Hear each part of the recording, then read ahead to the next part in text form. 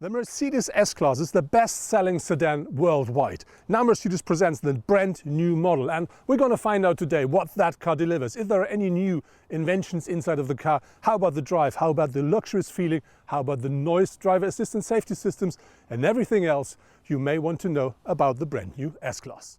When the new S-Class hits the market, there will be 6-cylinder petrol and diesel engines available.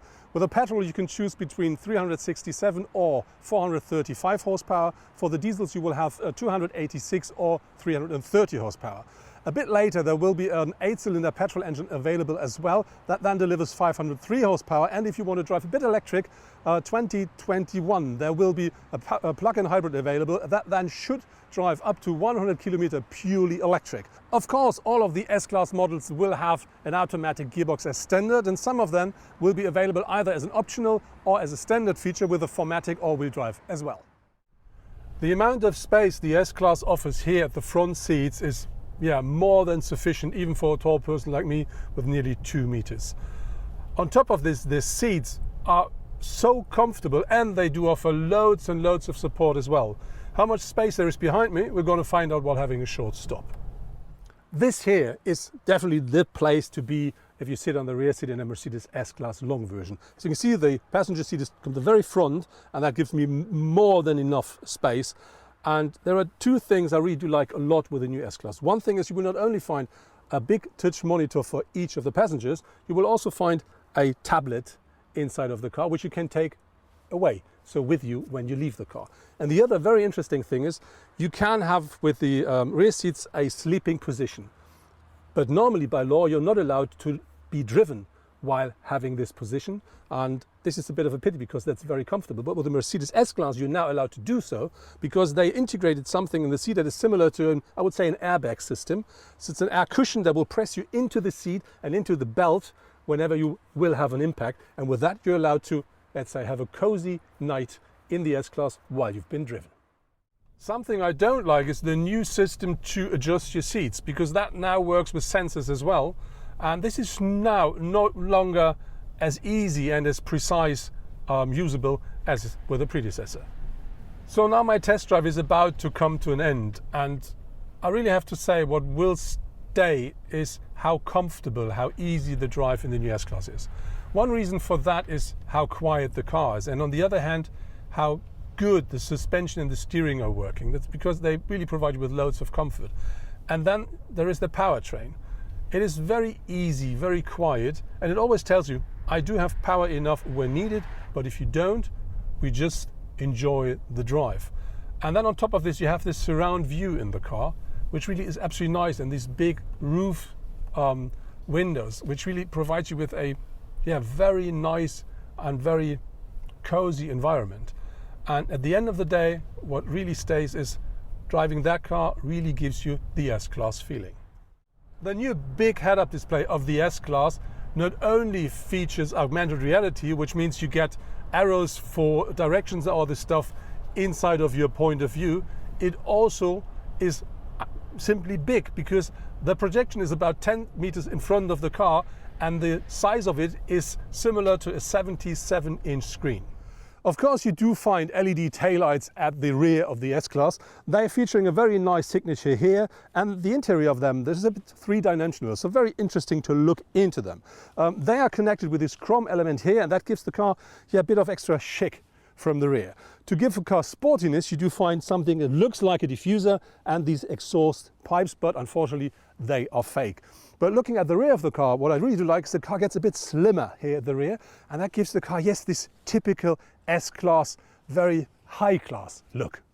The new S-Class always features a full digital cockpit, but that one here delivers a lot more than most of the others, because that really provides you with a real 3D feeling, and they deliver that by just tracking your eyes with integrated cameras. The center touchscreen of the infotainment of the S-Class is now 11.9 inch big as standard, or 12.8 if you pay extra. And that really is the center control unit of the whole car. But on top of this, the S-Class of course features the newest version of MBUX, and with that loads of improved functions and some new as well. Of course the new S-Class is featuring an electric tailgate, But I think more important is the car now offers 550 litres of maximum boot capacity, and that's 20 more than with the predecessor. And if you are ordering the new plug-in hybrid, you will be lucky because you will not longer find any steps inside of the boot because the battery is now in the underfloor of the new S-Class. The materials and the craftsmanship here at the interior of the S-Class are really marvelous. And on top of this, the car features an interior design which is very interesting because the dashboard is split in half, and that gives the car extra width and makes it even more airy than it is. And on top of this, you do find a new optional ambient light system, which not only offers you 250 LEDs, it also offers you a sync with the driver assistance safety systems, which can provide you with extra warnings here at the side of the car. Another new feature is the intelligent park pilot, which enables the S-Class to park in and out in suitable equipped multi-story car parks, fully automated and driverless. My test car is featuring the new optional rear axle steering, and this is something you really feel in every driving situation. So for instance, if you drive into a parking garage or if you drive inside of the city center, the turning circle of the car is then up to 2 meters less than without the rear axle steering. If you drive like I do now on countryside roads with tight bends, the car behaves like a compact car. And if you drive on the motorway and you want to change lanes, the car is a lot more stable than without the rear axle steering. As the predecessor, you can order the new S-Class in 2 different lengths. And the new short version is now 5 meters 18, which makes it 54 mm longer than its predecessor. The longer version is the one you see here. That's now 5 meters 29, and that makes it 34 mm longer than the predecessor version. And when you talk about the height of the car, that's very similar to the predecessor. It's only 1 centimeter more because the car now is 1 meter 50 high. Looking at the design and the shape of the car, this car now features, as the predecessor, the typical beautiful shape of a big sedan. But when you look at the side, what you do find is a lot less lines, because that now features these floating surfaces, because that's the new and modern style of the Mercedes-Benz design. As soon as the legal base has been created, the S-Class will drive completely autonomously on suitable motorways up to a speed of 60 km per hour. And for the first time, the driver will be allowed to focus on other things and hand over the responsibility to the car. This step is planned for the second half of 2021. If you're looking for buttons and knobs inside of the S-Class, you will not be very lucky because everything here works with sensors. So of course you do find the new steering wheel, which you may already know from the new E-Class. Everything with sensors. You do have this big touchscreen in the center console, sensors. You do find the rearview mirror adjustment system, all sensors, and even the control unit for the air outtakes here in the dashboard is a sensor. The S-Class is featuring the most important driver assistance safety systems and more as standard. But of course you can order a lot more if you want, and at the end of the day, if you take everything, the car is able to nearly drive on its own.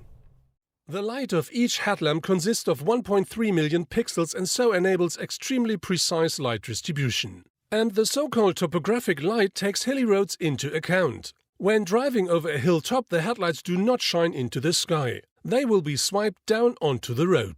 On top, assistant functions such as the marking of pedestrians on the edge of the road or the projection of warning and information symbols onto the road are possible. The new S-Class is now 1 meter 95 in width, and with that 55 mm wider than its predecessor. And when you look at the front, the most prominent thing is for sure the big grille. And on top of this, you do find the air intakes down here and at the side, and a quite sharp and crisp front bumper, and that gives the car extra width. On top of that, the car of course features completely new headlamps, always in LED technology, but if you want, you can order the so-called digital light system. That not only includes 3 very bright LED systems per lamp, it also includes a lot more functions. My S500 is featuring a 3-liter 6-cylinder petrol engine, and that delivers 435 horsepower, 520 Newton meters of maximum torque, and it's combined with a 9-speed automatic gearbox and delivers the power to all the 4 wheels. And with that on board, the car has more than enough power to have real fun while driving. On the other hand, you can really easy cruise, and it's so quiet inside of the car now that the sound level is quite like in a very, very high-class electric vehicle. That was my test drive in the brand new Mercedes S-Class. And to make a long story short, I think Mercedes delivered again. This is the benchmark when we talk about comfort and security in the future, or let's say from now on. To drive the new S500 was a real pleasure, and that's not only because of the powertrain. The new rear axle steering really makes that car, yeah, it feels like a compact one, an absolute pleasure to drive. On top you get completely new or advanced driver assistance and safety systems, which makes yet partly autonomous driving so easy and so comfortable. And they said they were going to deliver more next year, so then you will find level 3 up to 60 kilometers per hour. But there is one downside for sure, that's the price. In Germany you pay for this base version, which is the S350D, from 93,500 euros onwards. That's the short version. The long one will cost you from 96,000 euros, and ours here, the S500 long, starts at 117,000 euros here in Germany.